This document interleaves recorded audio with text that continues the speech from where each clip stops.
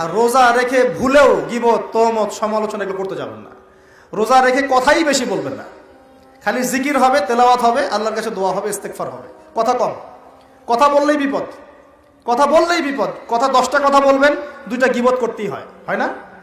আর গীবত করতে মজা লাগে, কেউ কেউ আজকে উস্কাই দিলেই বাস গীবত করতে মজা লাগে। প্রিয় ভাইরা, রমজান মাসে রোজা রেখে এই কাজগুলো করতে যাবেন, কথাই কম বলবেন, কথা বললেই বিপদ। মানুষ যদি 2টা গালি দেয়, চুপ করে থাকে, ও তার আমল নামা নিয়ে আল্লাহর সামনে দাঁড়াবে।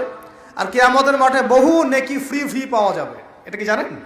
কিয়ামত অনেক নেকি বিনামূল্যে ফ্রি আসবে আমল নামায়। কেন আসবে বলি হাদিসটা। নবী সাল্লাল্লাহু আলাইহি ওয়াসাল্লাম বলেছেন, তোমরা কি জানো সবচেয়ে বড় মিসকিনকে? দরিদ্র মানুষকে, মিসকিনকে। সাহাবীরা বলছেন, আমরা তো মনে করি যার সম্পদ কম সেই মিসকিন। নবীজি বলছেন, না, প্রকৃত মিসকিন সে ব্যক্তি নয়। প্রকৃত মিসকিন সে ব্যক্তি যে কিয়ামতের মাঠে উঠবে, উহুদ পাহাড়ের সমান নেকি নিয়ে উঠবে। উহুদ পাহাড় দেখেছেন তো? বিশাল পাহাড়। উহুদ পাহাড়ের সমান নেকি নিয়ে উঠবে। নামাজের নেকি, যাকাতের নেকি, হজের নেকি, ওমরার নেকি, বিভিন্ন নেকি। কিন্তু দেখবে সামনে বহু মানুষ দাঁড়িয়ে আছে। কেন দাঁড়িয়ে আছে? কারো কাছ থেকে টাকা নিয়েছে, টাকা শোধ করে নাই, কাউকে গালি দিয়েছে, কাউকে অন্যায়ভাবে অপবাদ দিয়েছে, কাউকে আঘাত করেছে, কারো উপর জুলুম করেছে, ইত্যাদি বিভিন্ন রকম মানুষের সাথে জড়িত পাপ ছিল।